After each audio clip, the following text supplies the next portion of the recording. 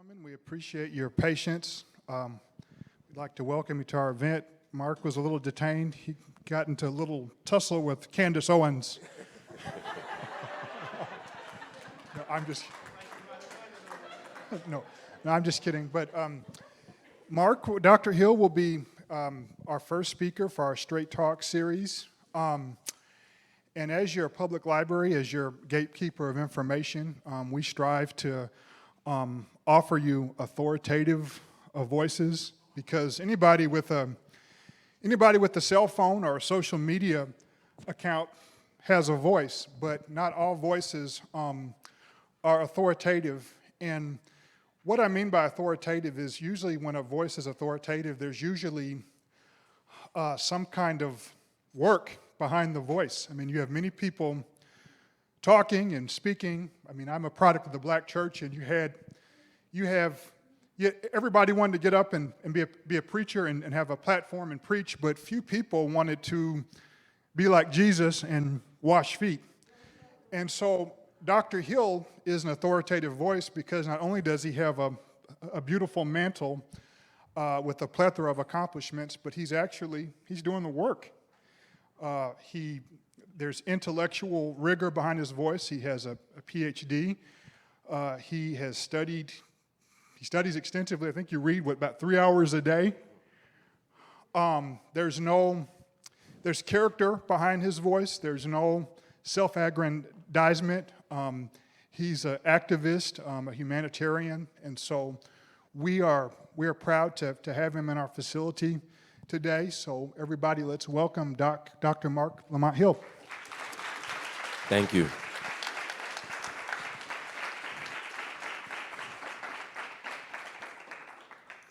So we're going to have a short, moderated conversation, and then a Q&A session, and then a book signing. And so we're going to be talking about his latest book. We're still here. It's a very insightful, compelling read. It's not a Michael Eric Dyson where you need a dictionary and a stiff drink to understand it, but it's tightly packed, very erudite, tons of truth. So I guess we can go ahead and get started with our let's get started, man. Everybody, I apologize for running late. I'm not usually late to events. My moving just took me a little bit longer than I anticipated, and everything is going a little bit slower the last couple of days than I had planned. I apologize sincerely. Yeah. By the way, that bag was a bottle of Gatorade. It's right there. Do you need that? Yes, please. So suddenly that looked real far. Thank you. Yeah, but let's get started. Okay. So I guess, with this book seems to be more than an intellectual undertaking. I sense that a burden was being released in this book, and so would you talk to us about the burden that you carry? Burden. That's an interesting way to think about it. I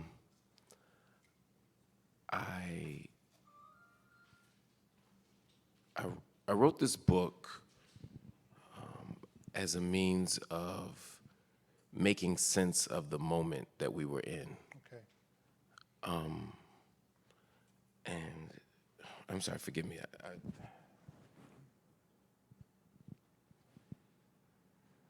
My mother just moved into a nurse. This has been a very rough week. Wow. my mother went blind suddenly about 5 weeks ago, and I moved her into a facility on Friday, and this happened, and so I'm just juggling a lot of things, and she's alone, and I just need to let the healthcare aide know. Go ahead. Yep. I'm sorry.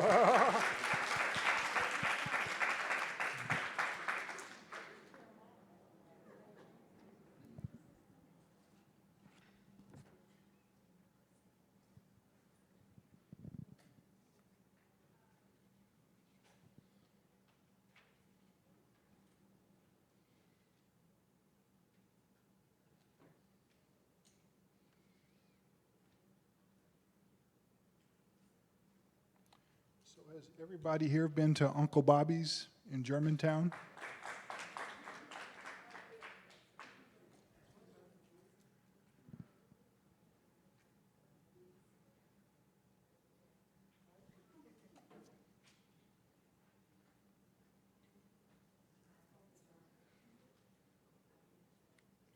Okay, everybody, can I just have 5 minutes to handle this, please? I apologize. I'll stay as long as necessary.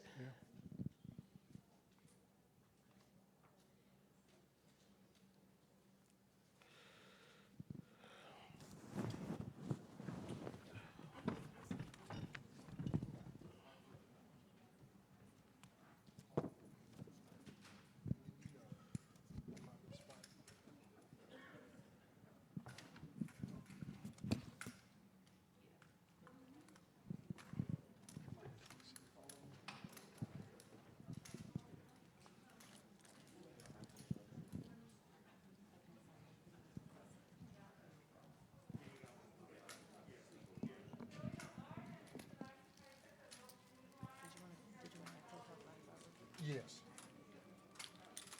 Let me find out.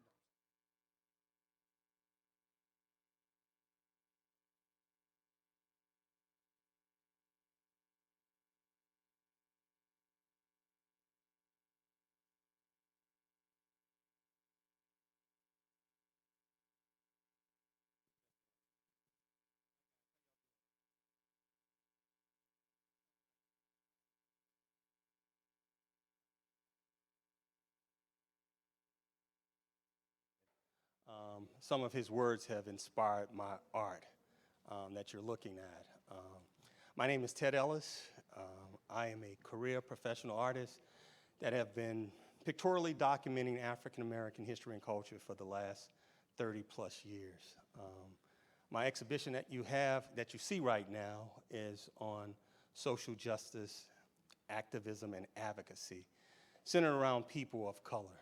And if I could point to one of the first bodies of work that I did on this matter of racial inequities, when we talk about diversity, equity, and inclusion around people of color and how it impacts families and communities.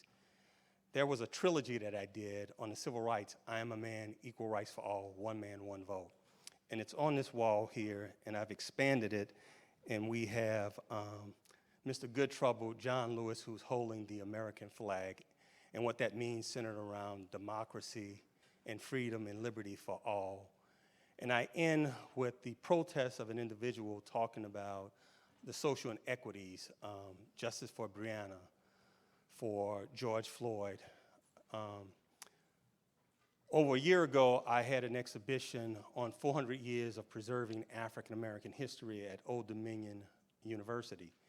And I use my art as a platform to speak to the social injustice that African Americans have faced over 400 years. If we just talk about 1619, under the influence of British rule, that we sort of adopted our form of governance, how we created policies and how policies turn into laws. And at the base of policy development is culture, cultural sensitivity.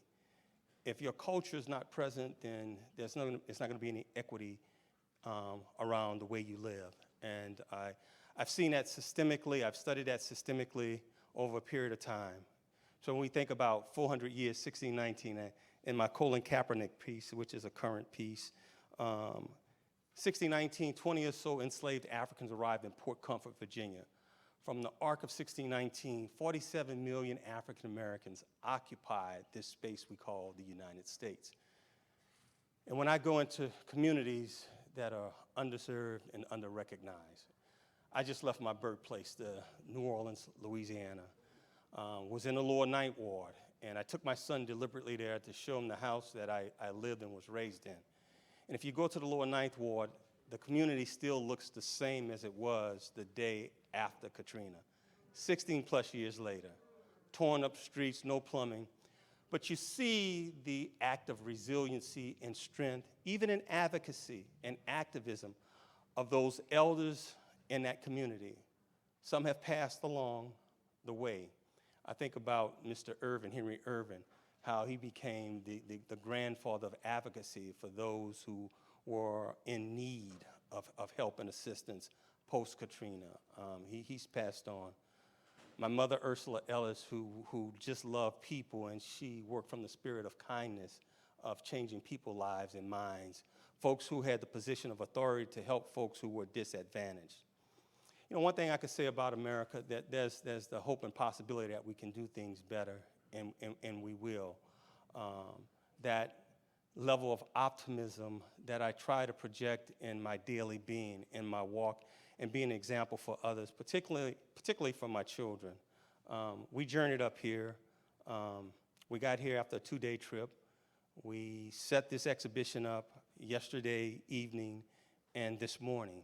And you know, no excuses about the avocation for your importance, that you just have to do the work, the good work. And I think about John Lewis and the John Lewis story over there, and his level of commitment, his lifelong commitment for equity and promise for a better future, for not only for those who are living, but those who are coming along the way, particularly for our children. There's a lot to be said in these paintings. I think about the freedom rise in segregation. In 1946 with James Farmer, when they first started the freedom rides and it failed, it was with the core group. Then SNCC picked it up in 1960, and they made that whole track all the way down from Washington, D.C. to Anniston, Alabama to Jackson, Mississippi. And then they made their way to New Orleans, and they flew them out of New Orleans because it got a bit hectic and threatening. You know, some of the same things that we faced back then, we face right now. 400 years of oppression through it all, from slavery through the redemptive period, segregation, through Jim Crow, through the civil rights, through the age of Obama, till where we are right now. There's a piece back here I said, we all have a voice, and it's a corporate piece that I did because I thought that there wasn't enough activism inside of corporations, because corporations impact communities and where we live, that they need to have a invested stake in our communities. And I thought about the level of cultural insensitivity, particularly as a black man, in my identity. In America, sometimes you're seen as a liability versus an asset when you look like me. Nothing's invested in my community. And I look at this critically, investigatively, as a chemist, as an analyst, and that's part of my profession. I worked as an environmental chemist for 8 years, and I use that kind of critical thinking and assessment in what I do when I present my art, my passion. I will tell you, I'm not in the art business, I'm in the culture business, and my culture is priceless, and it's so important. Having this opportunity to showcase in the Commons. This is a 300-year-old edification on providing a platform for information, to inform, to give answers to your curiosity. That's why we're here and we're gathered. When I had dinner with Jamar yesterday with my son, he was saying, you know, libraries were primarily for the affluent. If you were outside the affluency, you had no opportunity for enlightenment, for education. Well, that time has changed. I was here in June for Juneteenth, and I saw the first programming activity of a major institution, a library, that were sponsoring a significant program in Rodney Square. And when you think about Juneteenth, that's when General Gordon Granger in 1865, 2.5 years outside the signing of the Emancipation Proclamation, came in and said, cease and desist, slavery is over, it's ended. And I knew that narrative, and I knew that very well. But what I did not know, that you had colored troops, over 9,000 colored troops, U.S. colored troops from the 29th Regiment, Illinois Regiment, that was there present during that time when General Gordon Granger came in Galveston, Texas. Which you had to also note that Galveston was a major port city. And Texas was an agricultural city with high production. And when you got out to Matagorda County and you went down to the Gulf of Mexico, you had the opportunity to provide those resources internationally and profit from it. And so much of slavery is about the institution of economics. And it's so important that we know our history and we know the role that we played in that. So I had the opportunity in June to come, and at the same time we had no idea that the 11th federal holiday was going to pass for Juneteenth. But in 2015 I had a chance to showcase on the House and the Senate side in Washington, D.C. sponsored by John Carnan and Randy Weber. And, you know, when we think about hope and optimism, and you think about that level of support, that we had a chance to showcase the 150th anniversary through art in Washington, D.C., and then in 2021, it becomes a national holiday. There's something about the ripple effect. You know, one person can make a difference. I certainly believe that you have the power to make the kind of change. It's like Dr. Hill. Dr. Hill said, listen, you ain't gonna stop me. I'm gonna make it happen. And I'm gonna write about it. I'm gonna speak about it. I mean, go to his YouTube channel, go to his Instagram. He's busy about advocating. And you can see the authentic love for him. I think it was one of the posts when he was talking about, I think one of his parents had passed, and one of his good friends had chimed in, and you could see through the whole thread that this brother was very intentional, very specific about service to community that was very authentic. And I said, man, you know, Lord just working in just an incredible way. I had no idea that I was gonna have an opportunity to exhibit my art and be present with this wonderful, intentional advocate around culture and history. You're quite welcome. Come on, bit Doc.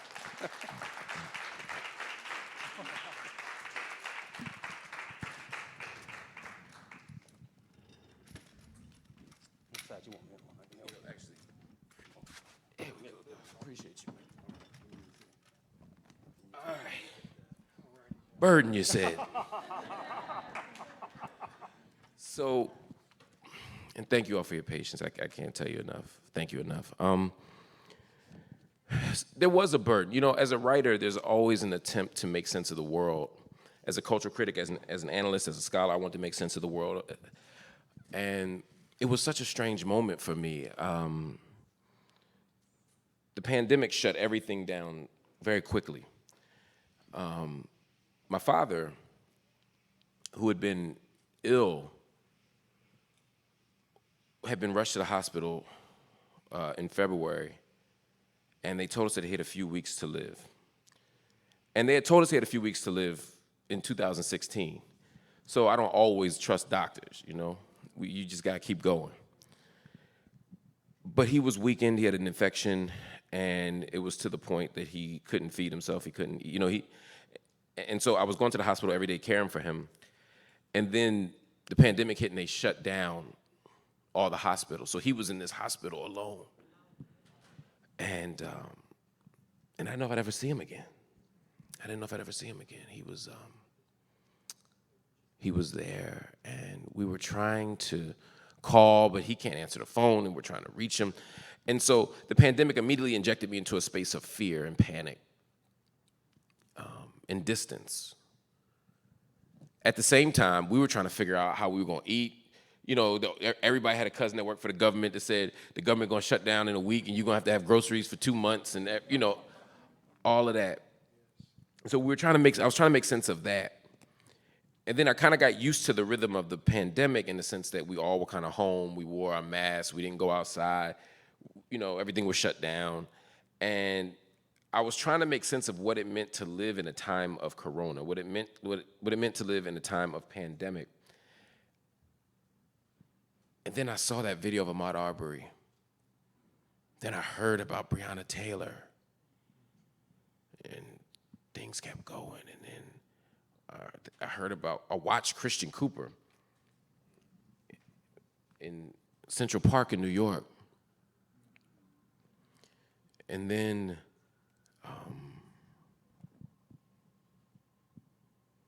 they killed George Floyd in front of us. And there was this interesting moment where my daughter, my 17-year-old daughter, was she 17? She was 17 then. No. I ain't good at math. I know she's 17 now, so she couldn't have been 17 then. So she was 16. I know she's 17 because she reminds me she's gonna be 18 in 4 or 5 months. So, you know, you're at that age where they be like, I'm gonna be 18. I'm like, you still, you still gotta follow these rules. But at 16, she and her friends wanted to go to the protests in Philadelphia. And I've been an activist since I was younger than her, so I was proud, of course. Like, yo, you going down there? That's great. But then I was also, as a parent, afraid. I was afraid of the police and what they've been doing around the country. And I've been tear gassed. I've been beaten. I've been all those things. And it's one thing to want that. It's another thing to want that for your kids, right? And nobody wants that, but it's what you're willing to endure for the purpose of justice. And then there was the fear of COVID. I was like, we go outside, you might get COVID. And I might get COVID. And I'm not that old, but I'm not that young. And I don't want COVID. And Donald Trump had been promising us that, oh, this will end in April, this will end in May, this will, by the time the sun comes out, it'll magically go. All this stuff he's been telling us now, 2 years later, it's still around. But I was still hoping that it would be over so that I could see my father again. And I said, oh my God, what would it mean for me to get COVID? Or for him to get COVID from one of us? He can't survive this, he's 91.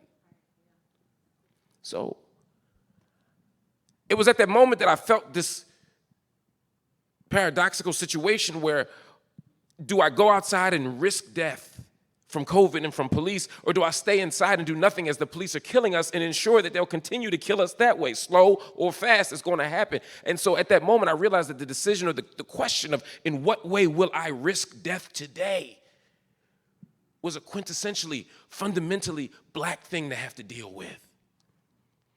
And so I wanted to tell a story about that. I wanted to make sense of what it meant, not for me at the personal level, although the beginning and the end of the book is personal, but throughout the book to talk about the various ways that black folk have to navigate and negotiate death every single day. And not just black folk, poor folk, incarcerated folk, senior citizens, people in nursing homes, everybody who's been rendered disposable in this country, although black folk are the primary folk that have been rendered disposable in this country. And so I want to tell a story about what that meant and how those two things come together. And that's why I talk about pandemic, policing, protest. But the burden also was on me to talk about possibility. We can win. Speaking of inequities and this narrative in the black experience of us just always being in survival mode, you talk a lot about you call it Corona capitalism. Yeah. Would you talk about Corona capitalism for a moment? Yeah, and to be clear, I wasn't inventing a new idea. There are other people who have, Naomi Klein and others, who have talked about things like disaster capitalism and other things. So, I didn't invent the wheel or try to reinvent the wheel here, but I did want to talk about the way that forces of capital and the way that the current economic mode, it didn't create Corona, it didn't create COVID-19, but it capitalized on it. And what you saw was the way that corporations have become in this world more powerful than governments. And that played out. Who was more powerful during the height of the pandemic than Amazon? And not just in terms of the fact that our whole lives suddenly depended on it. How else are we gonna get our masks and our gloves and our hand sanitizer and our food and watch those movies and get those books and all that online shopping y'all did for clothes that y'all didn't need? Right? Amazon was the way to go. Amazon also was dictating policy. There were a couple people who were buying large amounts of hand sanitizer and wipes and stuff like that, and then selling it for 10 times the price. Now, I don't approve of that. I don't approve of that. We live in a world that has encouraged people to use each other as means, right, instead of ends. To exploit each other, to see how we can take advantage of each other, than to nurture and develop and care for one another in a beloved community. I get that. But it's also interesting that we have all that smoke for the one or two people, private citizens, that do that, but do nothing for all the companies that exploited the labor of working class folk. You go to a place like Tyson Foods, where people were forced to work under the most awful of conditions, not getting hazard pay, not getting extra money, risking their lives Because remember, the American government said, we got to keep the economy going. One of the things we have to do is keep food production going. So like a chicken plant was one of the things that was encouraged to stay open and keep going. And so it stayed open and kept going. Somebody had to work on those front lines. And those people often got COVID. And when they got COVID, they didn't get hazard pay. A lot of them didn't have health care. And a lot of them, when they took too much time off, got fired for the company absentee policy. But there's nothing we can say about those kinds of companies. You know, so Corona capitalism is partly looking at the way that these corporations have taken center. It's also about the exploitation of workers. Who has to be on those front lines? Who isn't getting livable wages while they're risking their lives to keep American capitalism propped up? And also, how did our investment in recovery prioritize Wall Street instead of Main Street, much less Martin Luther King Boulevard, right? I mean, if you think about the $1 billion that went, or trillion, dollars went into the CARES Act, $500 million went to Wall Street off the top. And then the other $500 million trickled down to other folk. But some of those other folk wasn't the folk. You know, we had things like the PPP loan, right? The Payroll Protection Program, which is supposed to give small businesses some breathing room. Although you couldn't use it for your bills, you had to use it for very specific things. You couldn't pay off vendors if you owned a small restaurant. Yeah, I couldn't pay off the people that I own Uncle Bobby's, right? I couldn't pay off if I got a PPP loan. I couldn't pay off the small black woman-owned business that gives us sandwiches. I couldn't pay her off with that money, right? I couldn't pay my electric bill or my heat bill, right? I could only pay for payroll, right? Not the bills and the companies that play into it, but that's a whole other thing. But the small businesses that got it weren't really small businesses. Shake Shack. The fact that y'all know what I'm talking about mean it ain't a small business. They got Shake Shacks in Philly, in Wilmington, in DC, in LA, but they said a business that only has, like, say, less than 30 people, I think, 30 to 50 people or something like that. So Shake Shack was saying each location only had 30 to 50 people. So Shake Shack got millions of dollars of loans while the small black-owned business didn't get anything. Some of the companies that got money, a large number of the companies that got money, as I talk about in the book, donated to Republican campaigns and Republican PACs. Some of them donated directly to Trump. So it's not just Corona capitalism, it's crony capitalism. And it's also disaster capitalism, which Naomi Klein talks about. This idea that in the midst of a crisis, of a disaster, whether it's an earthquake or whether it's a flood or whether it's a terror attack, whatever it is, there's a way that crisis for the most vulnerable becomes an opportunity for the powerful. And that's what we have to think about in this moment. You even talk about even the classism of social distancing. Yeah. Social distance is an interesting word. See, part of what we do in this moment in history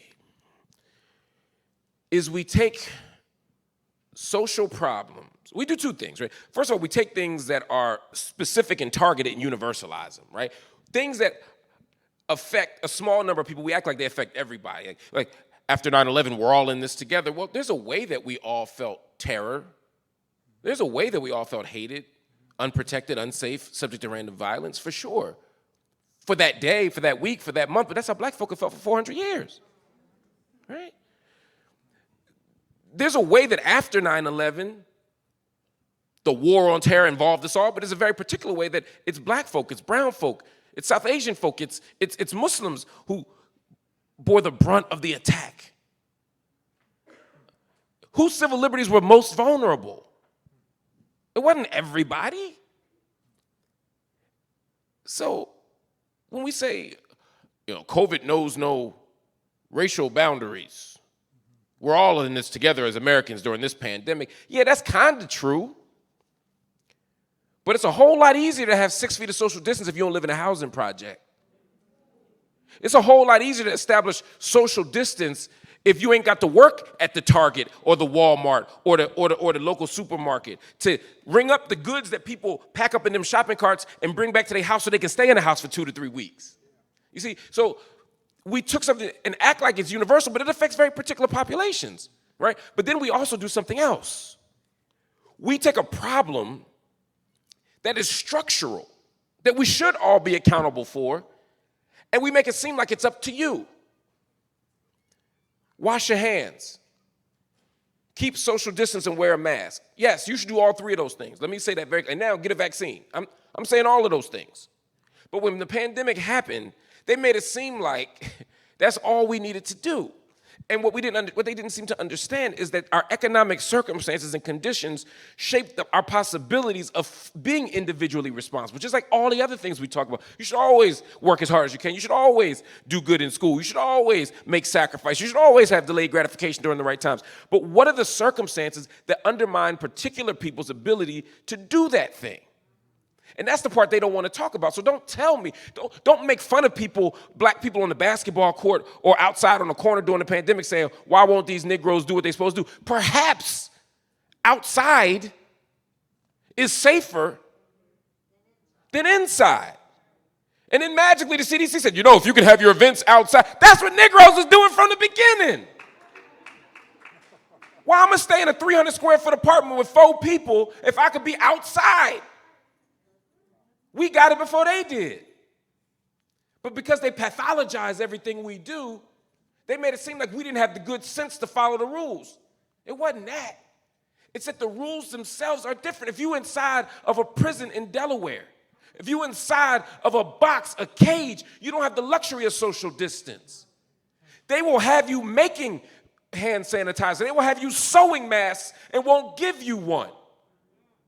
They won't give you a vaccine, and those guards, those COs come in and out every single day, bringing all the epidemiological danger of the world into that prison, and I don't have no choice but to deal with it. I don't get the luxury of social distance. I don't get the luxury of washing my hands when I want to. I don't get the luxury of wearing a mask. So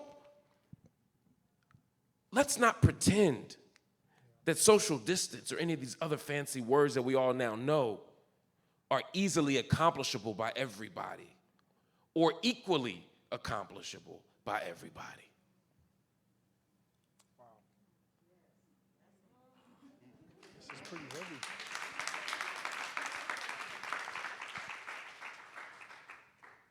And so you speak at length about Black Lives Matter movement and George Floyd, and one thing that was quite not interesting, but really opened up my eyes is that we've spent so much time. It's been a very sombering, argument of talking about the whole all lives matter versus Black Lives Matter. But you go a step further and say that both sides have it wrong, that we really need to be saying all Black lives matter. Yeah. Now, when I say, I don't know if I'd say both sides have it wrong, because that almost positions them equally. The Black Lives Matter folk and the All Lives Matter folk ain't opposite sides of the same coin.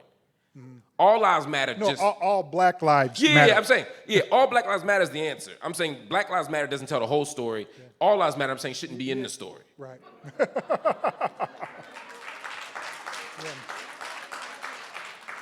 All lives matter. I'm always fascinated by people's, again, it's not what it means on its face. The idea that all human life is equally worthwhile, I'm with. I don't have a problem saying all lives matter in the abstract, but in real life, in the context in which it's emerging, right? They didn't start saying that all lives matter until we said that Black lives matter. If they had said all lives matter in 1619, when we were being enslaved, if we said, no, stop the lash of the whip because all lives matter, nobody would have tripped. If they had said, stop hanging these people, stop raping these women because all lives matter, nobody would have stopped that off. If they had said, you cannot segregate this lunch counter because all lives matter, nobody would have said anything. If in 1954, during Brown v. Board 1, they had said, no, these schools are equally accessible to everybody because separate is not equal, and all lives matter, nobody would have said anything. But they didn't say it any of them times.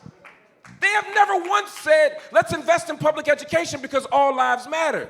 They have never once said, let's stop rape culture because all lives matter. They have never once said, let's build an equitable world of food, clothing, and shelter for all people because all lives matter. They've never said that. Not once. But the moment a black person says, my life matters, stop killing me. Well, all lives matter, Mark. You don't say. So I dismiss them out of hand because it's a disingenuous argument. But when we say black lives, we got to make sure we mean all black lives. Not some black lives, not the black lives that are legible to our middle-class bourgeois sensibilities. The Rosa Parks versus Claudette Colvin type concept. Yeah, that's a great example, right? Rosa Parks wasn't the first person No. to not want to move, right? She wasn't the first person to be told to move to back of the bus. Even strategically, Claudette Colvin was before Rosa Parks. But they said Claudette Colvin is teen mother. Rosa Parks is not. Rosa Parks is lighter. Middle class. Right? I mean, let's be honest here. So, we've always been strategic about who the face of our struggle is. When Trayvon Martin gets killed, we put a picture of Trayvon on a horse. When Mike Brown gets killed in Ferguson, he was going to college on Monday. Maybe they was. But you shouldn't have to be on the horse to not die. You shouldn't have to be going to, I don't care where you're going on Monday. Right? Or maybe we shouldn't fight for him. He got weed in the system. Who don't got weed in their system?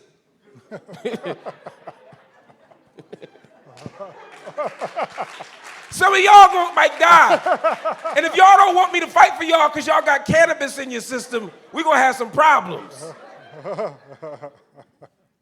Respectability can't be what governs us. All black lives have to matter. No matter what condition they come in. We can't pick. We can't have picks. But that also means that it can't just be straight lives. You think the police only kill straight black men going to college? From our protests, you would think that. When Mike Brown was killed, August 9th, 2014, that same month, that same summer, but certainly within a month, 9 black trans women have been killed. But there's no protest, there's no march, there's no sign, there's no hashtag. Right? We have to be willing to fight for all of us.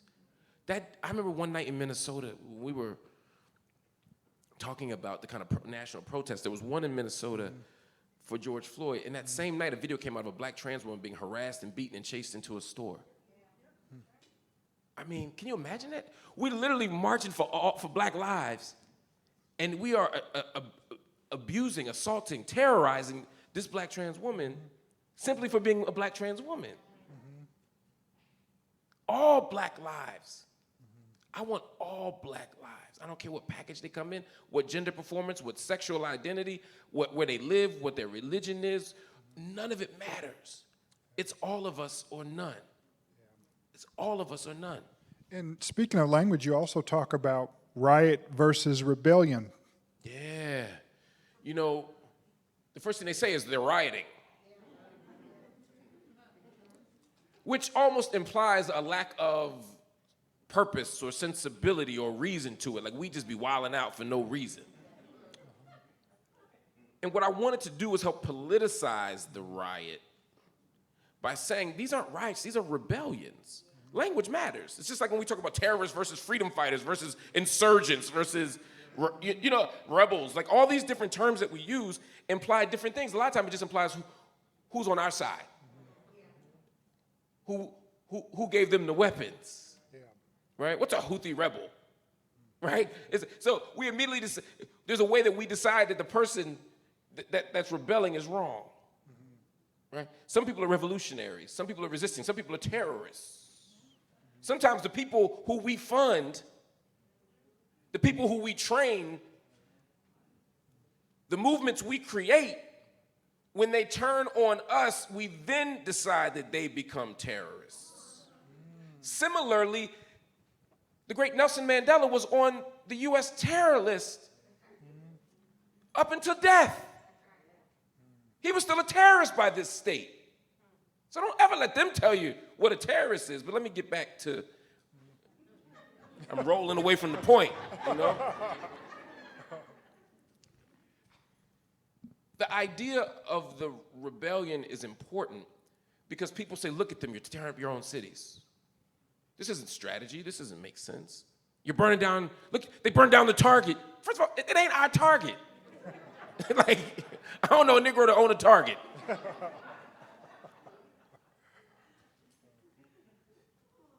Resistance happens for multiple reasons and in multiple modalities.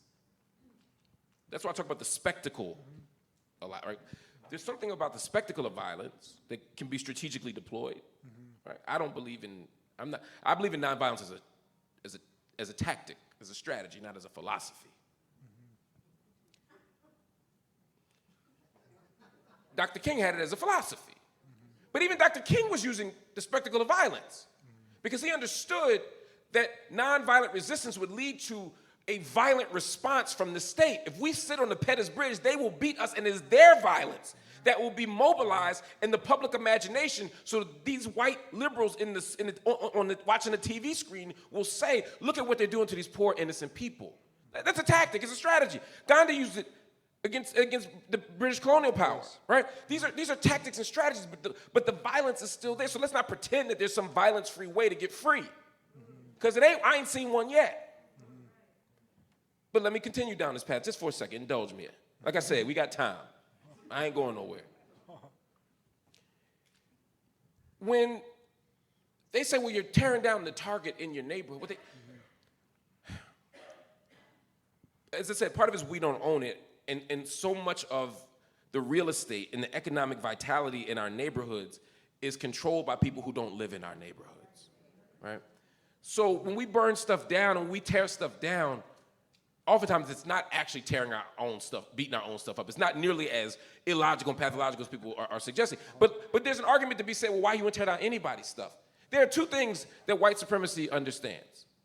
Money, loss of money and loss of life.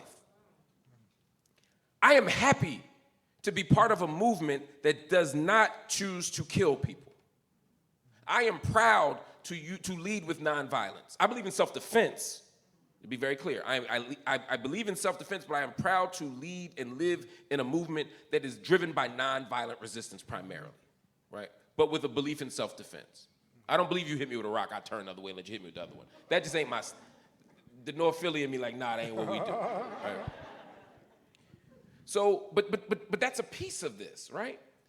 Because what these activists are saying is, look, we're not out here hurting people and killing people, but if we can slow down the wheels of capitalism for a moment and get America to pay attention. They didn't pay attention when we were getting beat. They only paid attention when we hit them streets because they were worried about the loss of life. But we didn't kill nobody. Yeah, we tore up a gas station. Yeah, the Quick Trip got jacked up in Ferguson. But it wasn't until we jacked up the Quick Trip that y'all paid attention. It wasn't until that thing was in flames that America knew about. Y'all didn't know about Mike Brown and Trayvon Martin until we hit the streets. This is what they do. They act as if y'all would just do this right, everything would be fine. If you just asked nice, things would be okay. As if we didn't ask for white supremacy to stop and police terrorism to stop. We asked. Then they said, well, just don't, you can protest, you can talk, but don't protest. Then we talk. Nothing happened. We protest. They say, well, you can protest, just don't yell. It's like they keep moving the thing, right? Well, we only kill you because your pants are up. Your pants are down. If y'all would be respectable. We were on March on Washington with suits and ties on, and our needs still were not met. It doesn't matter what form you come in. This is a system that is not broken, right? People always say, the system is broken, we gotta make it work. No, the system is working exactly as it is designed. We gotta break it. And that's what these people are doing with rebellion. Now, the way this world works, with all the stuff going on, if somebody did riot and just start tearing stuff up, caught myself. I don't want to demonize that either now, because I think that's a fair critique of my work, is that I might be offering my own kind of moral censure to people who do, as an act of rebellion against a violent state, not have a political tactic, but just be like, and I don't want to do that. But what I was trying to do was say that what's going on the ground in Ferguson or Minneapolis or Philly or Wilmington is not just a bunch of crazy Negroes tearing stuff up. If we tore stuff up every time there was white supremacy, every time there was police brutality, if we rioted and tore America up every time we weren't treated fairly, we'd be in a perpetual state of riot. But there are moments where we say enough. August 28th, 1955, we said enough after Emmett Till was killed. Right? We said enough. August 9th, 2014, you saw the beginning of the longest sustained movement against state violence in this country's history. We'd said enough. And against the backdrop of pandemic, we looked in the face of George Floyd as he cried for his mother, as he begged him not to kill him. And as they let the air expire from his body, we said, enough. That's a rebellion. And so, speaking of rebellion and solutions, you are of the abolitionist mindset. So, in an era of history where, how do you inspire or invoke a spirit of abolitionism when we have a culture that can't conceive of going a day without toilet paper?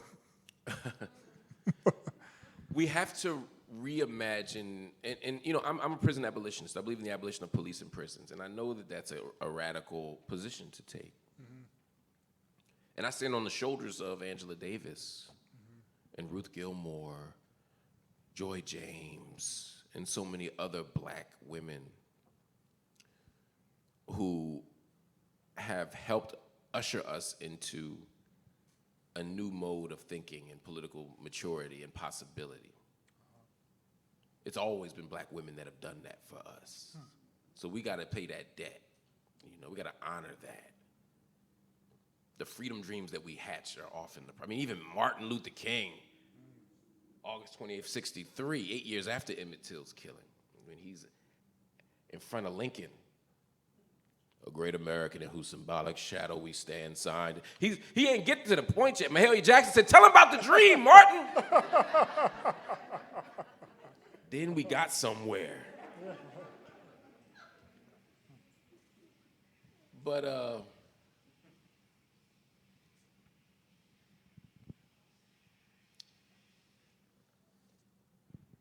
the idea of abolition, prison abolition for me, is the belief that it is possible to have a world without police and without prisons.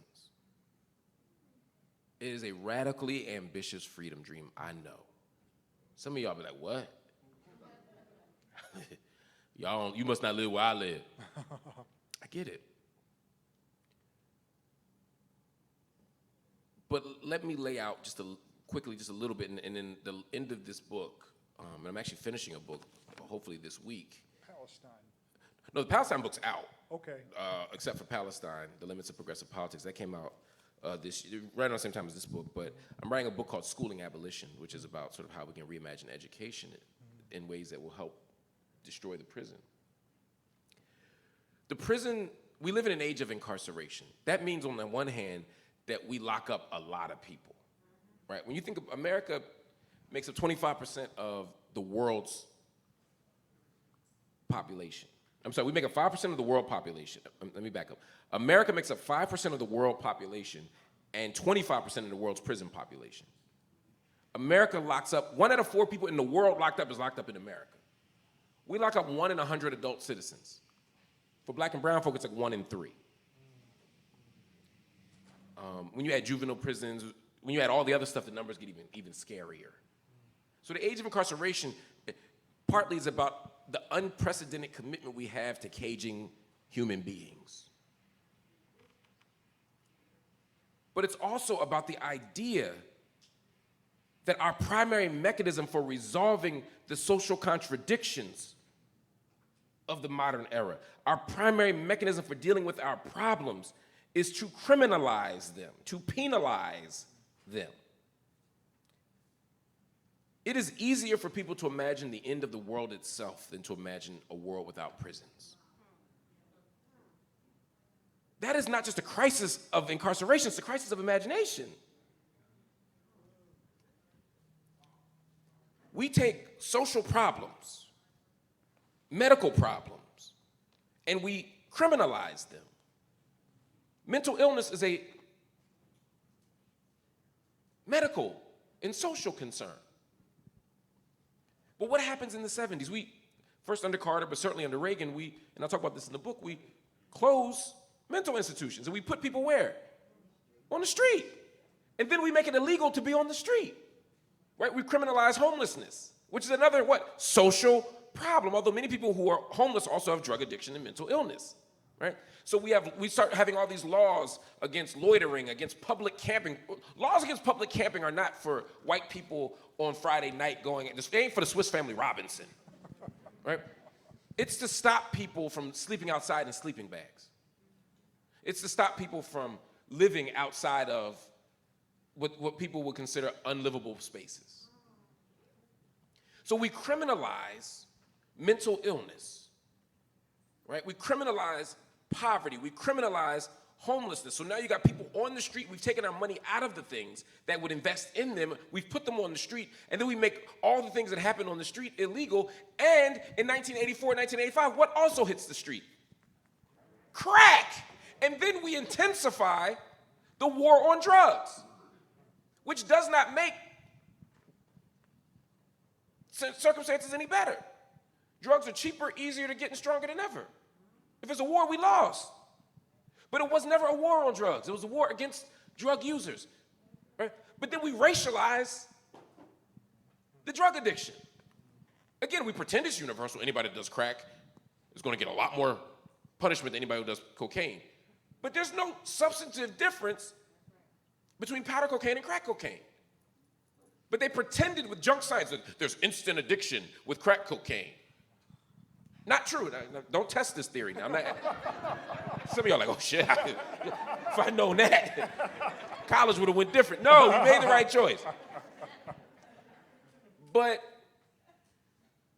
we acted as if crack was worse at the same time that we could see the numbers showed that the people that were primarily using powder cocaine were middle class and white, and the people who were using crack cocaine were working class, working poor, and black.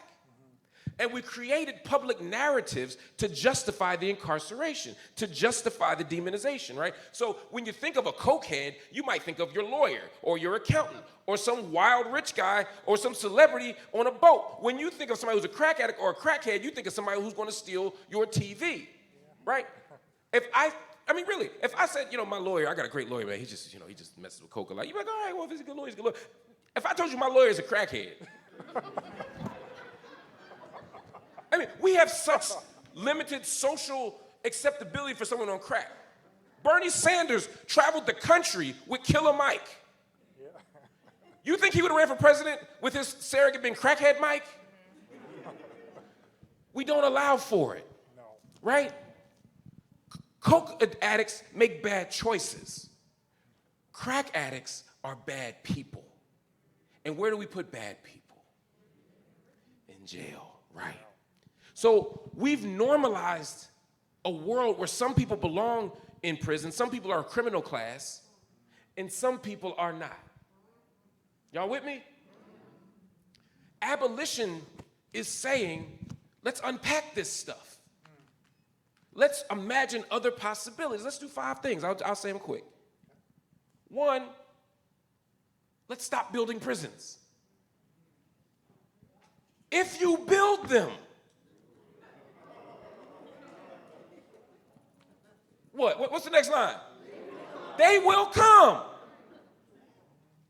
We have created a world where our economic investment is in the prison.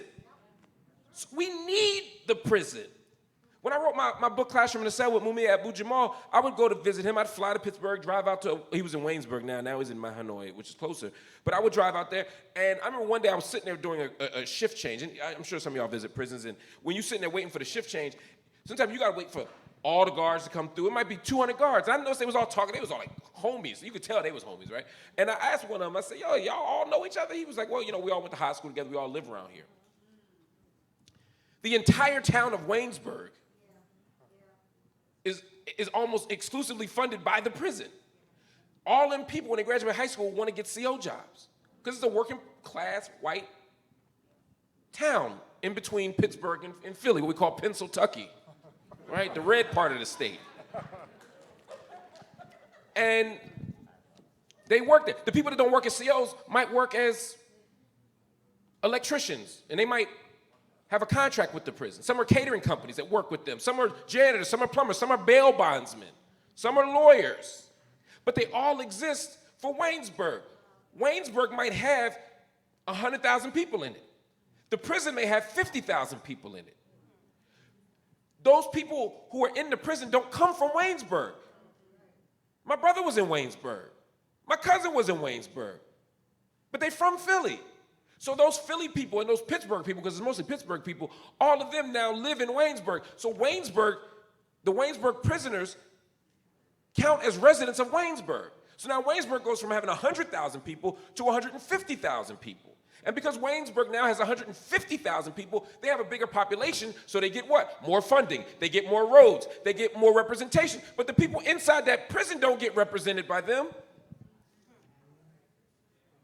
And so if I am a congressperson, if I am a state rep, if I am a mayor, if I am an electrician, if I am anybody who makes money off of this arrangement, that my investment is not to vote for laws to decarcerate, it's to vote for laws to incarcerate. If I'm a member of Congress and they added my job to this district, why the hell would I do anything to empty out Waynesburg?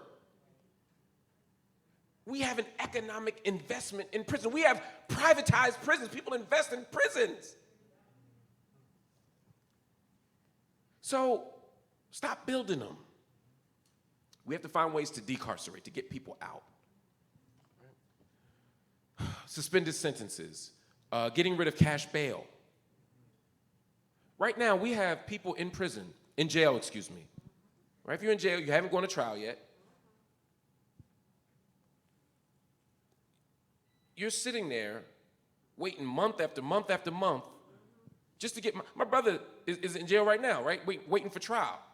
Got picked up in July. I think his next hearing is October. He ain't been found guilty of anything. This is my point, right? There are people in jail who are there because they don't have enough money for bail. That's why Khalif Browder stayed in Rikers Island for a year.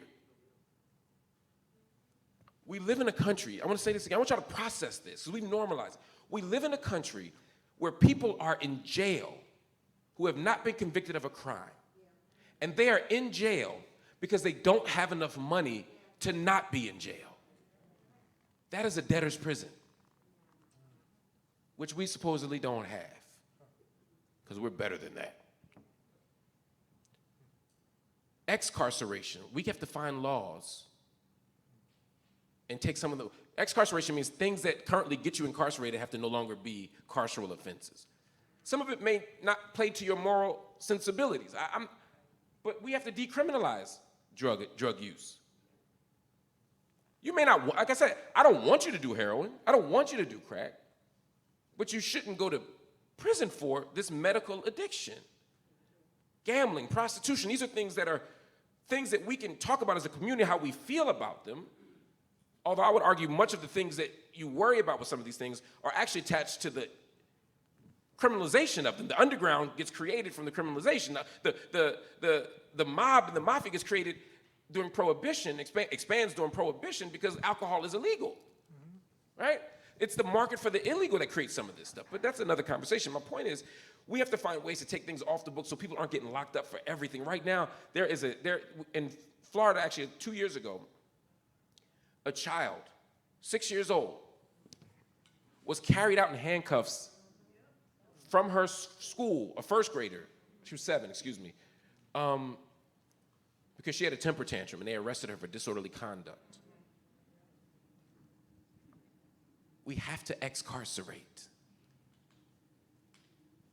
We need restraint of the few. What does that mean? Some of y'all like, yeah, I hear you on this, but I know some, they need to be somewhere. And others like, what about child molesters? What about rapists? What about serial killers? There are certainly people who pose such a threat and harm to the community that they cannot be in the community in their current state. I don't deny that. The abolitionist doesn't deny that. The question is, does the prison serve as the best space for that to happen, right? I don't know any serial killers that don't have a mental illness. What would it mean to treat them in that way? I don't know. I don't believe it's possible to be a child molester and not have a mental illness, right? But the current mode of prison is purely about punishment. It's only about punishment. And I'm saying, what would it mean to be able to restrain the few, to keep them out of society, and to be able to give them the type of treatment and care that they need in order to one day return to society if they're safe and healthy, as opposed to taking a child molester, throwing him in a cage for 10 years, and then letting him out, and he's still a child molester. Right? And some of you might say, well, Mark, if you take the facility and you create a facility that's not a prison and you keep these people in it for a period of time, then you just replicated the prison. I would argue no, not in shape or form or purpose, but even if you're right, now we're talking about an institution that holds maybe 50,000 people versus 2.5 million people. And over the last 50 years, America's gone from having like 30 to 50,000 people in prison, over the last 60 years really, to having as high as 2.5 and currently 2.3 million people. That's not from people committing more crimes. People don't commit crimes, they commit acts. And certain acts get criminalized. And we've seen a widespread criminalization of our society. And I'm saying we have to move away from that. And then the last one is investing in the beloved community. You pay now or you pay later. If I don't invest in food, clothing, shelter, if I don't invest in healthcare, if I don't invest in Head Start, then you're absolutely right, we're going to be investing in prison. I'm saying let's invest in the things that we know work so that we can create a world of peace and justice and equality. That's abolition for me. Abolition is not about what we don't want. So much is spent on talking about what we don't want. Abolition is like, I just want to open up the prison doors and let everybody out. Prison is an affirmative vision. Abolition is an affirmative vision of the world that I want to see. I'm going to just say one more quick thing. There was a young man who was killed right as this book was coming out in Philadelphia. He had a knife. And West Philly police shot and killed him. He was having a mental health episode. His mom had called the police. She called for a van to support, to get her son. And all of the conversation was about whether the police should have killed that person or not. And I think that that's the wrong place to begin the conversation, because you can have, if someone's running at me with a knife and I got a gun, I might shoot too. That's also why I wouldn't be a police. One of many reasons why I wouldn't be a police, right? But the question to me should not begin there.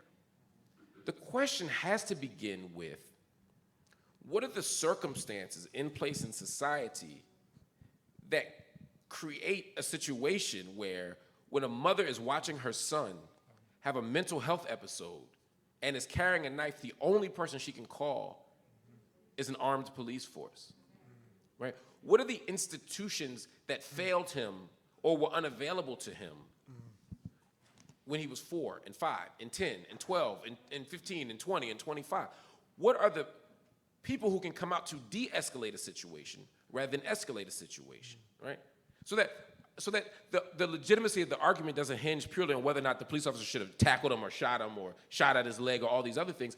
I'm saying let's question the social arrangement where the only people we can call when we need mental health support is an armed police force. That ain't fair to the police or to the person getting called on. If the only tool you have is a hammer, everything will look like a nail. What we've done in society is use the prison and policing as the only tool we have. You call the police if you've got a problem with your significant other. You call the police if somebody's passed out drunk. You call the police if there's a cat in a tree. You call the police. You call the police for everything, and they're not trained to do this stuff. And so we keep hammering and hammering and hammering, and we're not addressing the problem. So for me, that's what abolition is. It's an affirmative vision of what's possible. Now, We're going to wrap this up soon, but I have a few slides, just images, and I just want you to say whatever comes to mind as the slides pop up. So let's go ahead. A Rorschach test or something like that? No. You know, That's my sister. I mean, I know that you're very, hypercritical of Democrats and Republicans and liberals alike, but I've noticed that you say very affirmative. You and her seem to have the same political, We're in the same vicinity. We're in the same neighborhood. Yeah. What I love about Ilhan Omar is her courage. She ran as a Somalian refugee Muslimah who was willing to criticize the state of Israel, to call for a radical democratic vision that holds corporations accountable. Yep. She's willing to call for a legitimate Green New Deal. Mm-hmm. She's willing to say, look, I will hold on to my values, and if you vote me out, you vote me out. And she said something to me about 2 years ago. She said, you only get what you organize for. And I always hold on to that. You only get what you organize for. And she's willing to organize for the world she wants to see. So I got nothing but love and respect for that woman. Okay, let's go. When you look at MLK and you look at Malcolm X, and you look at Baldwin, it seems like Baldwin's message is the most palatable now. It has stood the test of time. You know, history has a funny way of shaping and reshaping people. Because there is a Baldwin that has become palatable, sure. Mm-hmm. Fire Next Time. Yeah. Just like there's a king that's palatable. I Have a Dream. Yeah. Right? Not April 4th of 1967 in Riverside Church against the war of Vietnam. Wow. No. Not April 4th of 1968. Yeah. The mountaintop speech. Yeah. Right? So I think King has done pretty well standing the test of time as well. And I think at various moments we invoke Malcolm, particularly in different traditions, but Baldwin is fascinating because, I know we got to move quick. Yeah. Baldwin is fascinating because in many ways he has become the most, in fact, I was doing some research on this 2 weeks ago. He is the most quoted figure on the internet during the Black Lives Matter movement. Yeah. And Baldwin invokes, again, a kind of radical courage to be who he was, to be a same gender-loving man in the 1950s and 1960s is extraordinary. Yeah. To have a radical politics is extraordinary.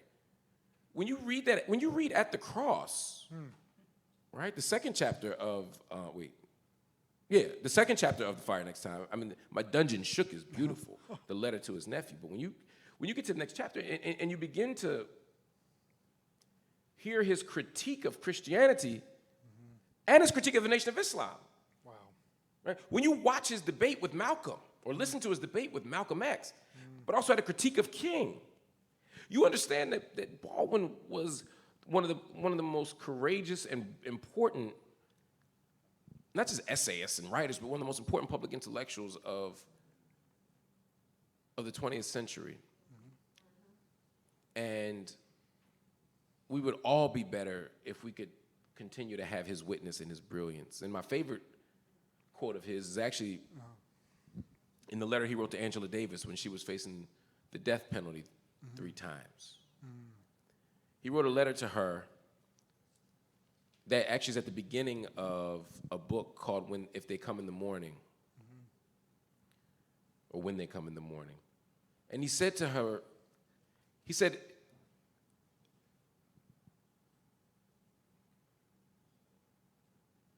those of us who know the truth and do nothing are worse than the murderers hired in our names. Oh my. Wow. If we know the truth, then we must fight for your life as if it were our own, which it is, and render impassable with our bodies the corridor to the gas chamber. For if they come for you in the morning, if they take you in the morning, they will come for us that night. It's a call for collective solidarity and action. They take you in the morning. They will come for us that night. That's Jimmy Baldwin. Okay, all right, Yeah. next slide.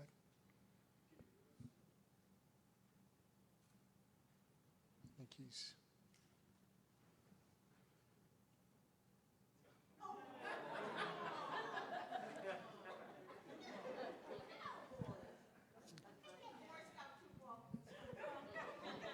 It's too far.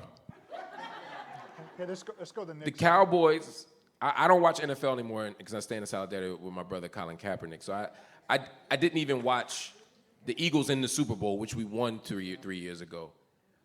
But if I were to watch football ever again, it would remain an eternal and irrefutable truth that the Cowboys are cockroaches. Okay, next slide.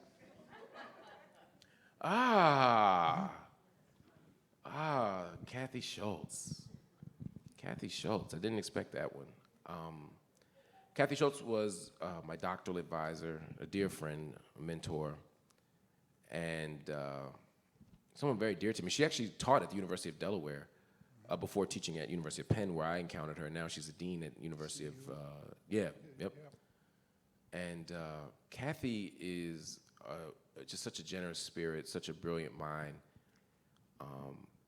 And when I first got to graduate school, she was one of the people, the primary person when I got to graduate school, who believed in me enough first to give me a chance to get into a PhD program at 21, 22, and didn't quite have a clear vision of what I wanted to do. She was also, she saw my talent, but also knew that I had a long way to go and was willing to hold me accountable when I didn't work as hard as I could, when I didn't focus as much as I should. She pushed me. But she also gave me the space to do the work that I felt called to do in the ways that I felt called to do it. And she challenged me and pushed me and shaped me as an advisor should, but she also gave me space. The highest respect she showed me was that she took me seriously. And that's something that a lot of people don't do with black scholars, black intellectuals, black students. And she always did it, and she always led the way. She's also a towering scholar herself in the field of literacy and urban education. She's again, a brilliant scholar. But for me, Kathy is just someone who I adore. And some of you don't know, Dr. Hill taught high school for a while. Yeah, in South Philly. Howard, was it Howard High School? That is the name in that book. Okay. It's a pseudonym. I Okay. can't say Okay. the All real righty. name of the school. Now, I was, but now I can't. Okay. All right, next. Uncle Bobby's. Uncle Bobby's. That's home. You know, it's of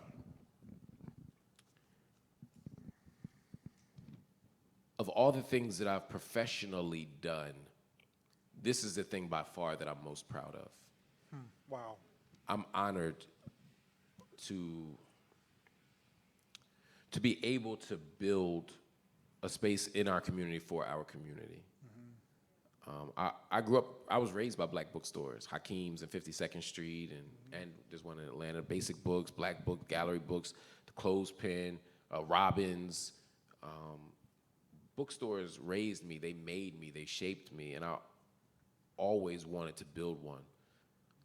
My first entry point into reading and into black books and black authors and black publishing houses was my Uncle Bobby, Bobby Lee Hill, born in 1917.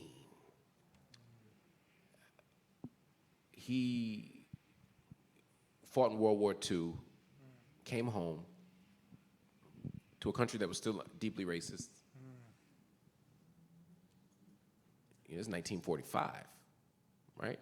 He comes home. Money's still counterfeit. Can't buy a hamburger. Can't sit at a Horner Hearted. Woolworth lunch counter. Can't. Had to ride behind Nazi POWs on the train ride home from fighting for the country. So Uncle Bobby wanted to figure out the world, but he'd only finished 11th grade because Wilkes County, Georgia, Washington, Georgia, only allowed 11th grade for black folks. Same thing for my father, Leon Hill. And so Bobby Lee came up north and found a way, joined organizations, read. But the thing that made him so interesting was to figure out the world, he used books. Wow. And so he bought all the books. He read all the magazines and all the black stuff, Black Enterprise, with Earl Graves Sr. with the mutton chops, and Jet and Ebony. He bought all of it, and he made it all available to me. And so his house was the first place where I understood the beauty of black literacy and the possibilities of black literacy. So I was able to open this place, man, and I'm so proud of it. And you know, my first encounter at Uncle Bobby's, I was, it was standing room only. You could barely find a seat. And so I was sitting, waiting. It was at the Keith Lehman talk. And this pretty woman comes in and sits next to me. And that doesn't happen very often. And so she came in, and we just had the most scintillating conversation. And lo and behold, it was Dr. Imani Perry. Oh, wow. Yeah. That's my girl. That's my homie. That's my buddy. Imani's one of my best friends in the world. Yeah. She was at that Kiese Lehman talk. By the way, if you haven't read Kiese Lehman's book, Heavy. Heavy, yes, yeah. Heavy. You should. It's one of the. If there's 5 books in my life that I could hold on to, Heavy would be one. What are those 5? Tell us the 5 here. Oh shit. Okay. I meant that more in the black people talking trash way, but like, all right. All right, give us 3. Give us 3. I'll give you 5. Okay. So it's interesting, right? So I have a lot of tattoos. One here is the cover of Assata Shakur's book, and the other here is the cover of Malcolm X, autobiography of Malcolm X. So those 2 would be. Okay. They got to be on the list, right? Okay. Heavy by Kiese Lehman would be on the list. 5 is such a low number. Can I do more than 5? Let me do like 10. Okay, let's go. And these are in no particular order.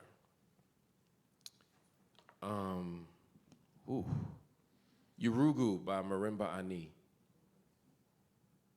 You gotta read that. An African-centered critique of European thought and practice. That's what it is.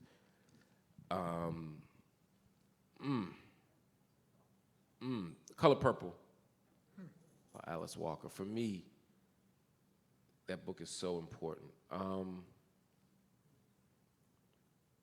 See, that's already what, 4? Or is that 5?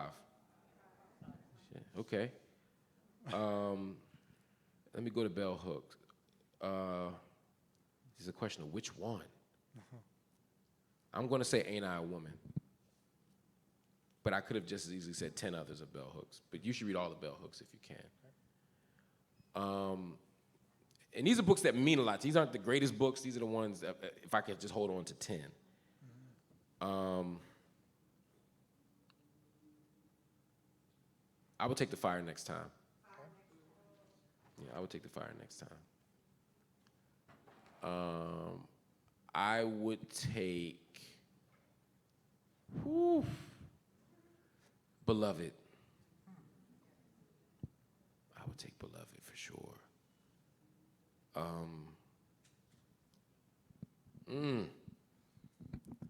I would take. Sheesh. It's so, I would take Freedom Dreams by Robin Kelly. And I would take 2,000 Seasons by A.Q. Armah. And that might even be 11, I don't know, but that's what I got for you. Okay. Now, if you ask me tomorrow, I might have a different 10, so.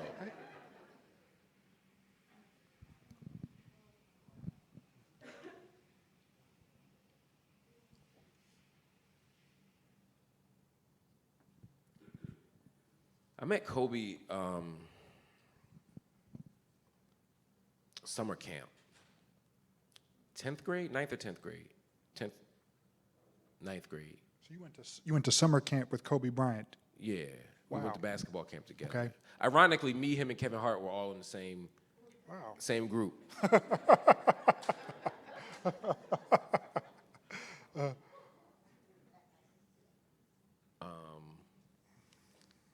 And he was a little bit better. Although we ended up with the same injury. Michael Eric Dyson called me about 3 days ago. He said, man, you still trying to be like Kobe, huh? I said, not on purpose, man. But we became, we got cool at camp. And we'd work out after school. We'd play ball together. His first cousin John,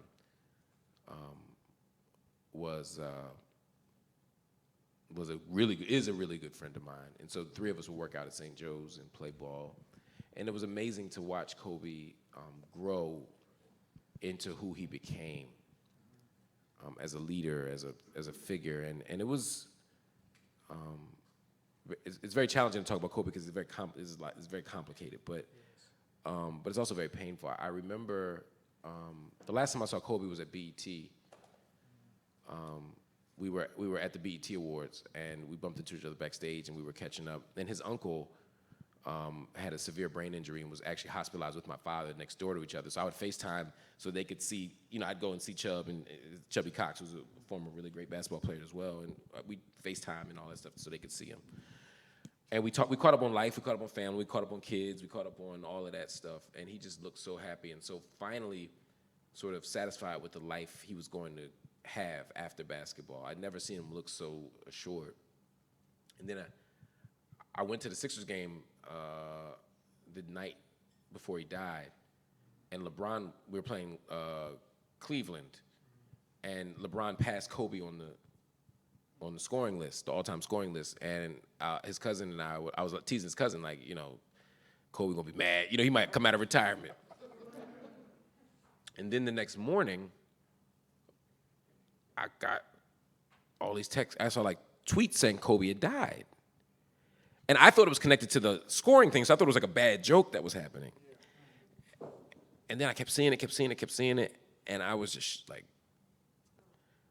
and then I called, his family, and he had died. And I grew up in a neighborhood where people got killed. I got lots of homies that got killed. Some got killed in front of me. I mean, I've seen, but we were past the age of premature death, And so I no longer had that anxiety that you have when you're 16 or 18 or 20 or 22, but we were 40, 41. And so it was a reckoning that, you don't know when you're gonna die. Tomorrow isn't promised, and this was heartbreaking, man. It was heartbreaking, man. Jamel Hill and I ended up anchoring his funeral for BET, and this was the first funeral. Other than I cried at Michael Jackson's as well when Stevie sang "I Never Dreamed You'd Leave in the Summer," but it's the only other time where it just took me. It just gutted me, man. It just gutted me, and I don't know if. It was rough. That's all I can say. It's funny. Philadelphia has an ingrained hate against Boston. It just has to be that way, right? If I see somebody wearing Boston, more Patriots now, but if I see somebody wearing Celtics or Patriots, I just boo them on the street, in restaurants, anywhere. When the Sixers played the Celtics, I went to Boston to boo. I can fight, and you got to be able to go to Boston. So when I see that little Irishman, I just want to throw things at it. What's that? I never heard of that. What's that? Is that like a what is that? Well, I thought all these things. Is that like a?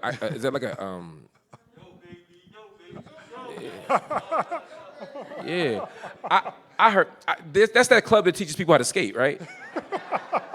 It's one of those. No, they're fine gentlemen. My thing is if you do the best you can, and if you can't if you got kicked out of our smoker, if you didn't make it to our whatever, there's nothing wrong with trying something different. Okay, fair enough.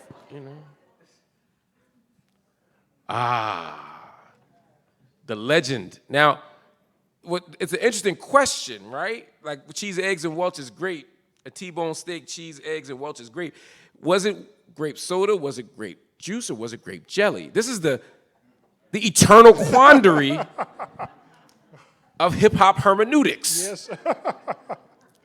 We got now also, it shouldn't be cheese and eggs. When a black person say, give me some cheese eggs, they don't mean It's in the eggs. give me 2 fried eggs and scrambled in the sprinkle eggs. some Yes. taco cheese on the left. That's supposed to be some scrambled eggs with some cheese in it. I don't know why that T-bone steak ain't cooked, but whatever. And I'm gonna say that Big meant the juice. I think he meant the juice, because there's no toast. So I think he meant grape juice. Yes. Okay. Shout out to Big, by the way. Great lyricist, brilliant lyricist, one of the greatest we've ever produced, man. Okay.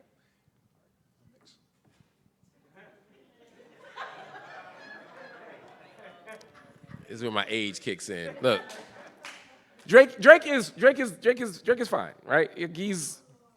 He's like, by the way, it's fascinating how outraged people were at Lil Nas X's pregnancy album cover, but he can have like every other woman around the world pregnant at the same time on his album cover, and there's like no moral outrage. It's a fascinating side note, no extra charge for that. Yes. But I heard the album, Certified Lover Boy, and it's fine. Damon Young had the best criticism. I mean, it's like, the problem with Drake's music, for me, and I'm borrowing from, I shared Damon Young's critique of this, is that you could listen to, there's no way to listen to a Drake album and know what year it is by the music, other than who's doing the feature, right? Nothing Was the Same could have come out right now, and this could have come out in 2012. And other than who's on the feature, you would have no idea what's going on in the world.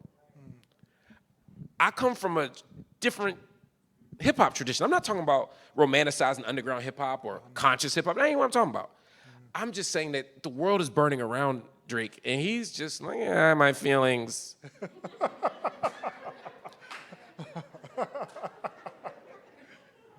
And so for me, light-skinned emo rap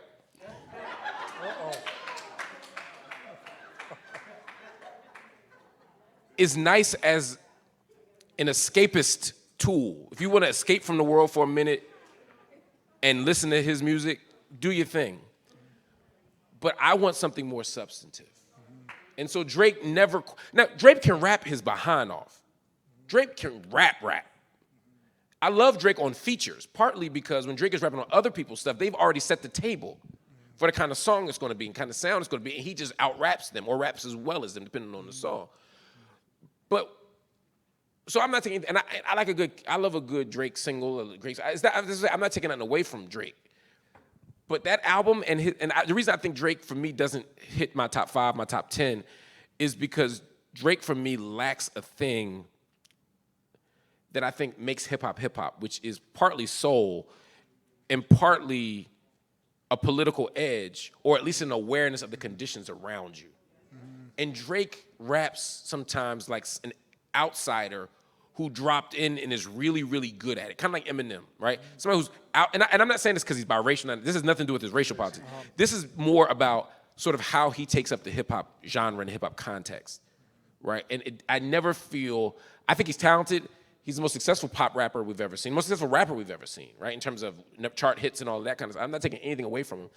But when I hear that album, I'm like, okay, let me hear Jay-Z's feature. Okay, I could rock with that. I could relate to what Hov was saying on that, right? Let me hear what Lil Baby said. Let me hear what so-and-so was saying, and I could connect to that.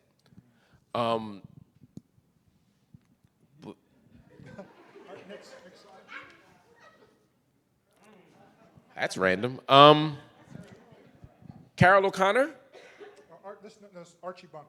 Right, whose real name is Carol O'Connor? Carol O'Connor. Yeah.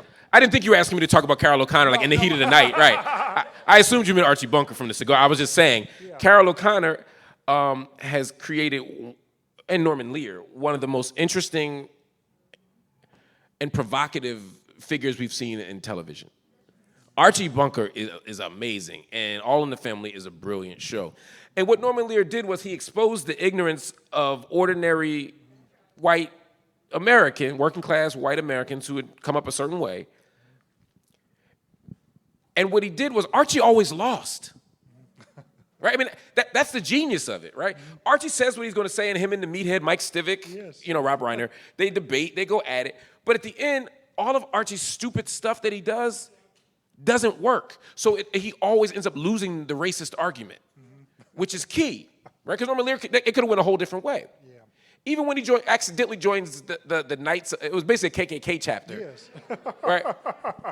Remember that one? I've seen all, I didn't go outside for a long time, so like, I've seen every episode of every sitcom of every show. I did not know this was coming up, of every show of the last 30 years. That's when he had to actually show some conscience, right? Even Lionel Jefferson always had Mike Evans, right? Interesting, right? He's also the writer for Good Times, which is why he named the character Michael Evans, Ralph Carter's character. He always got the upper hand. He never could get that he was making fun of Archie, right? So there was a really interesting dynamic that plays with him that I think made this show so brilliant and really speaks to an era of Norman Lear television. This, Maude, The Jeffersons, which is a spinoff of this, right? Remember, George lived next door. Yes. Yes. Sanford and Son, although Sanford, from what they say, he ain't much to do with Sanford and Son, but he created Sanford and Son. I mean, Norman Lear created a body of television that I think is unparalleled. Yeah. Next slide, is that it? That's it? Okay. Do any of you have any questions for Dr. Hill? We ended on Archie Bunker. I like it. Any questions for Dr. Hill? Yes. We'll go ahead. You've got a question in the back there. Very nice speech today.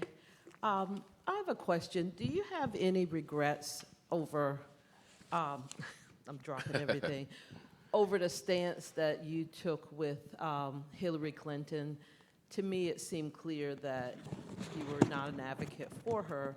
And I think, and this is just my opinion, that, and maybe others, that your opinion may have influenced some people to just check out and not vote. And some people feel like individuals like you and others may have helped Trump in the end get elected. I'm not saying that's true, but do you have any regret over what? But you kind of are. It's okay. Okay. Do you have any regrets because in the end, Trump did a lot of things that wasn't good for African Americans? Yeah, it's a fair question. I actually talked about this on the Breakfast Club maybe like 6 months ago, because that's where a lot of the criticism I get came from a Breakfast Club commentary that I had made back in 2016. So my stance at the time was that, first of all, I'm a Green Party member. I remain a Green Party member over 2 decades. And I'd never voted for a Democratic presidential candidate at the time that I gave this remark, or this series of remarks. I vote Green not because I think that Jill Stein or whoever is running is going to win, but because I believe, one, that we need to create room for a third party in this country, and for a real set of progressive or even radical politics. And I believed that Hillary Clinton did not represent that, just as I believed that Barack Obama did not represent that. I voted for Jill Stein and for Cynthia McKinney, respectively, during Obama's 2 terms. So it wasn't particular to Hillary Clinton. I didn't vote for Barack Obama either.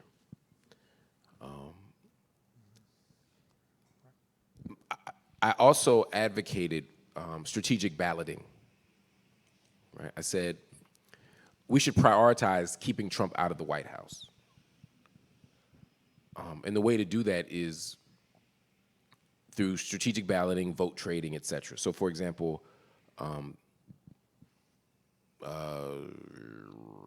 Alabama's going red no matter what, and California's going blue no matter what. So I think it's fine to vote your conscience in California and Alabama. If you are in a state that's not such, Vote trading is something that people often do, where I'll vote for my person in my secure state, you vote for the person to keep Trump out in the other state. That's a set of tactics that I believe can achieve the goal of getting the minimum percentage to allow the Green Party to get federal funds so that we can compete against the other two, but still keep Trump out of the White House. I believe that I don't believe in vote shaming people, and I don't believe that it's my responsibility to vote for people who I don't believe in. I do, however, understand the extraordinary privilege that some of us have to vote in ways that may not directly impact us, right? The worst parts of the Trump administration, I don't feel in the same way that a working poor person might, or that a trans person might, et cetera. And I do take that seriously. That is why, for the first time in my life, I voted for Joe Biden in 2020. Not because I have any greater faith in Joe Biden than I did in Hillary Clinton or Barack Obama or Bill Clinton or Al Gore or John Kerry or whoever else they pull out of the clown car. But because the things were on fire. And I had to make an ethical decision to say that will more people die if Trump wins than if he doesn't? And my calculus was that more people will die if I don't vote for Joe Biden. And I couldn't live with that. I didn't have that mindset in 2016. Now, of course, the reasonable, logical, intuitive counter would be, well, if you had Mark, then he wouldn't have been president in the first place. And I say, yes, you're right. And to that extent, I do regret it. But I'm giving you the background so that you understand that it wasn't like some narcissistic play or some indifference, as much as it was, I think I could have been more aggressive in the strategy that I deployed to build the Green Party and keep Trump out of the White House. Not saying that we should have all just voted for Hillary and been happy about it, because I think we may overestimate what a Clinton presidency would do. Yeah. Okay. Are there any other questions for Dr. Hill? Yes.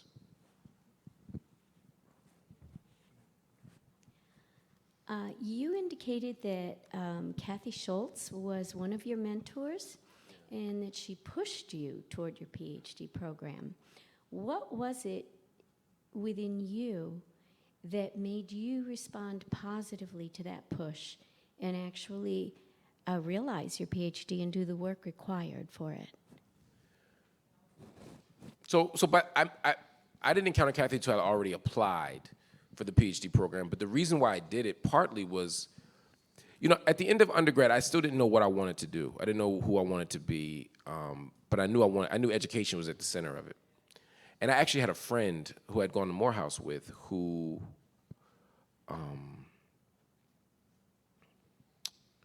my best friend, he was applying to PhD programs. And I didn't know that you could apply to PhD programs directly from undergrad. I didn't know. I wasn't part of my training and my socialization. And he was the first person to tell me, hey, you should really consider doing this. But before I had even considered the kind of logistics of doing it at that stage, I had seen people. My freshman year at Morehouse, we have something called Crown Forum at Morehouse where it's like a required assembly once a week. And it's like meeting for worship for the Quakers or something, right? And the first week I was there, showing my age a little bit, but Tupac had just been killed. We were trying to make sense of it. We're trying to make sense of the world. And our guest lecturer came and spoke about philosophy and politics and religion. And he quoted, Aristotle, and he quoted Howard Thurman, and he quoted, BIGPOPPA, no info for the DEA, It was Michael Eric Dyson. Wow. And I said to my best friend, who's a professor and has a PhD now, we were 17 then. I said, I don't know what that is. but that's what I want to do. So I had seen what sociologists of teaching call the apprenticeship. I had an apprenticeship of observation. I was able to sort of, watching how other people do something taught me how to do it, but also gave me the aspiration to want to do it. And so that was the first thing that sparked me. And then it was my friend's guidance to say, yo, you can actually just do this. You can just apply. If you don't get in, you don't get in. And I didn't have a lot of faith that I would get in. And then I got in. And then your first day at Penn, they bring all the PhD students and all the other doctoral students to this big event. It's from across chemistry, engineering, everything.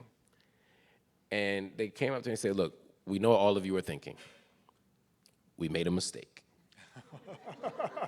And they're like, it is not a mistake, but even if it is, you're in now and there's nothing we can do about it, right? And so that initial feeling of like imposter or like, I'm not good enough, it didn't go away, but it was at least addressed. And then my second year, Michael Eric Dyson becomes a faculty member at Penn. And I was his TA for 3 years and his research assistant. And so I had a living, breathing model of what was possible as a young black intellectual, at the same time that I had Kathy Schultz showing me and encouraging me and believing in me in ways that I didn't even know I needed.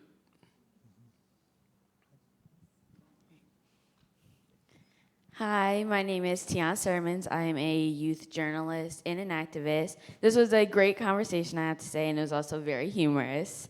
Thank you. You're welcome. And so my question is, was there a particular moment or an event that made you want to become an activist? Yeah. The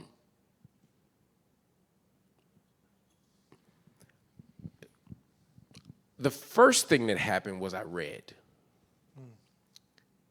The most important book to me by far, the book I treasure the most, the book that changed my life, was the autobiography of Malcolm X. I read that book and I haven't been the same since. And so I read the book and I was like, I gotta do something. And then at the same time that I was reading and looking for more books, there was an activist movement that was happening in West Philly called United for Success. And I joined partly because I wanted to be a part of something, and partly because I felt like I had this fire burning in me now. I was like, yo, I want to change the world too. And then they spoke to issues that were happening in my community that I cared about. I knew Mumia Abu-Jamal was incarcerated wrongfully, and I wanted to help him get out. But I knew police brutality was happening in my neighborhood, and I wanted it to stop. I knew poverty was unfair. And so I immediately joined something. And so I always tell young people, because I know sometimes the impulse is to start something, I always say, join something. Wow. Join a movement, join an organization, be a part of something. And that'll help you figure out what you want. And it can be something that drives you, something that pushes your passion forward, but join something. Yeah. Thank you. Thank you. You have a question over there. I have a gentleman back here that had his hand up, and I'll go to you next. All right, so I saw your exchange with Candace Owens, and she is pretty ridiculous. So I guess my question is, why would someone of your stature legitimize her with even going on her platform? So I have very particular thoughts about, so she asked me to come on. I think there's a difference between giving someone my platform and going on someone else's.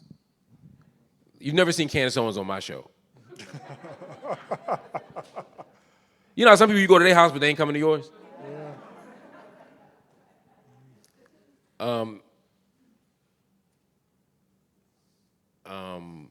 So that was part of it. Because she has a platform. She has access to millions of people. When I debate a conservative, my goal is not to persuade the person I'm debating. I spent 10 years on Bill O'Reilly, right? Cable news is not about, or digital platform is not about persuading you've never seen on any cable TV debate someone go, you know what? You're right. I was wrong. Let's go to commercial, right? But what you hope for is that the people watching the debate will have a certain response. And so my decision to talk to Candace, and she specifically wanted to talk about George Floyd at a moment where I felt like it was important to have these conversations about George. That book wasn't out, things were happening, we were still on the ground. It was important to me at that time to talk to the people who watch Candace Owens. Not all of them, some of them I don't ever want to talk to. But when you start talking to, I mean, I think that YouTube video that we have is like almost 3.5 million views. That's more than any YouTube I've ever done, right? Wow. So for me, it was like, what could it mean to have that conversation? I can't tell you how many people, when I go to prisons, tell me they watched that and got something from it. When I get stopped on the street about a YouTube video, it's always that one. Wow. And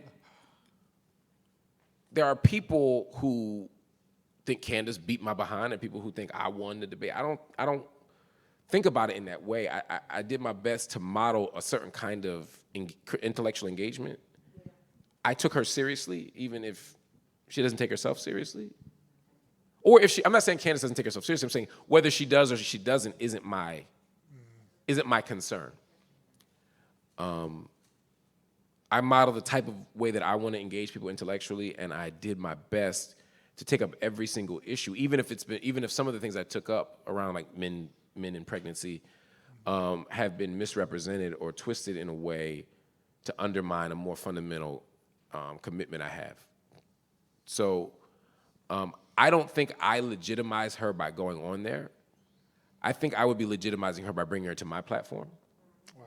Wow. That's how I think about it.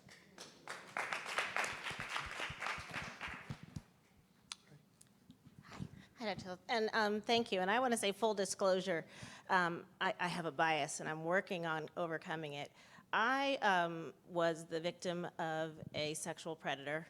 I ended up being his third strike and why he went to jail and stayed to jail. And so for many years, when I hear people like you and Professor Dorothy Roberts, who I idolize, talking about prison abolition, I was like, y'all out your fucking minds.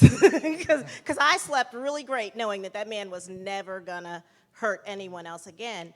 But then in the last few years, I got a contract actually providing health care in the women's prisons here in the state of Delaware and started doing some homework and realizing that the state of Delaware spends more money every year to incarcerate an adult than it does to educate a child. And that there are more black residents of Delaware in all of our prisons, according to the Department of Justice, than there are in our publicly funded universities, including a land-grant HBCU. And then 2 years ago, August 30th, in front of my home, the police shot one of my neighbors. And so knowing that the police force in the United States comes from slave patrols and understanding that really policing is more about containing us where they want us to stay, and it's kind of like if we stay there, we're fine, but when we go outside, it's the problem. Yeah. But how do we reconcile to people like me who are just like, that was me that was raped. That was, my son that was shot. When we're talking about prison abolition, I would love to hear a little more, how do we, speak not to the society, because as a society, we know that it's just screwed up.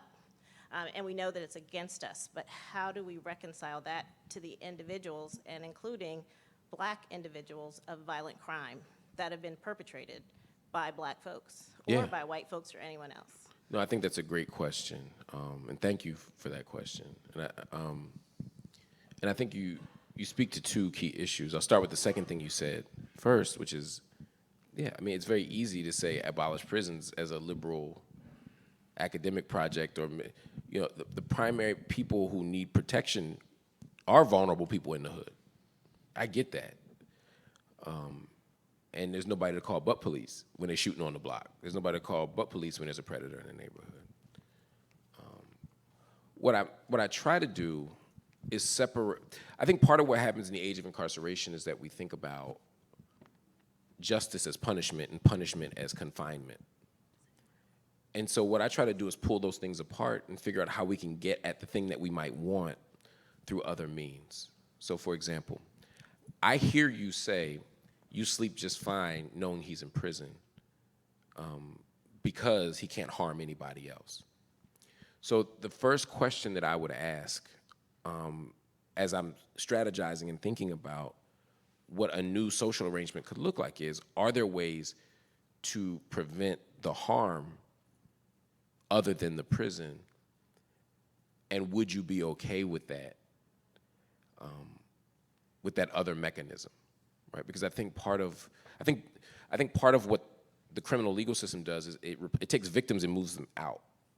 And so then it becomes a relationship between the person who did the harm and the state. It's the state versus John Smith, right? And the victim is pulled out of it. So part of what we need to do is bring the people who are harmed back in. That's why, again, the language of crime for me is replaced by the language of harm.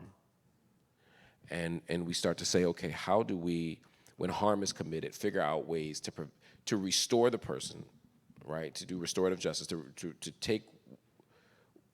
restore what was taken from you, if possible, right? And I'm speaking in general terms, not to your case. Obviously, sexual assault is something very different than stealing an item where you can literally restore or remunerate. But I'm saying restorative justice is part of this. And then the other piece of this is, can we restore, and what can we do to prevent future harm? And then the third question for many of you might be, is there space for punishment, right? I'm not, yeah, and you're like, hell yeah, right? I'm not saying it's not. I'm just saying this is part of the conversation that we have to ask ourselves, right? If someone does harm, is the goal to restore the person who was harmed? And is that enough, or do we also have to punish the person who did the harm? And if we are punishing the person who did the harm, what's our purpose for punishing the person who did the harm? Is it to prevent them from doing more harm, or do we believe that all acts of harm should be punished as such? Right? Some of these are philosophical questions, right?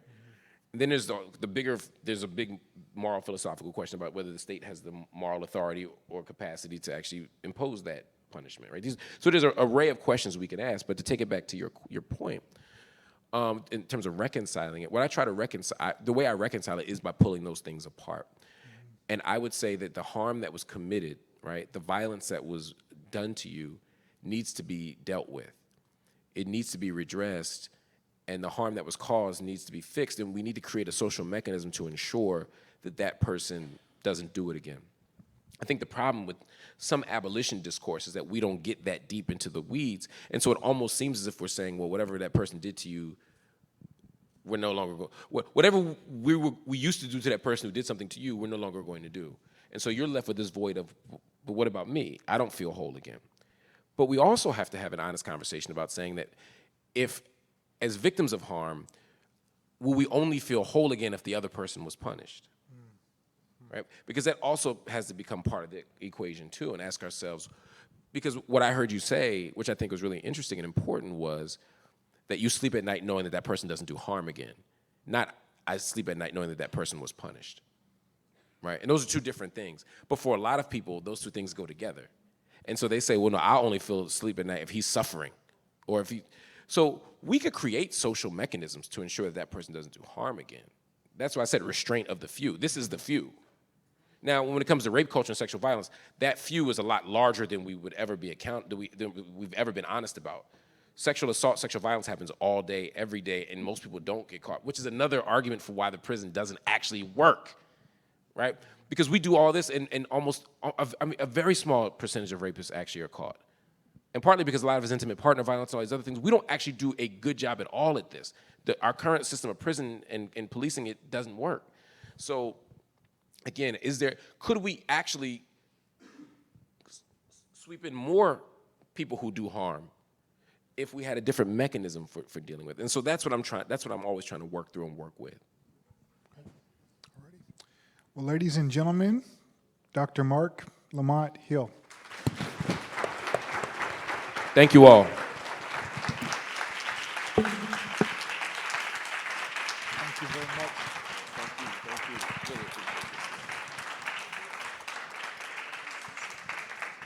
So if you'd like your book, purchase a book, have your book signed, you can proceed over here. We'll have a short line. Yeah, it's fine. Can someone just Absolutely, I'll get it for you. Mhm.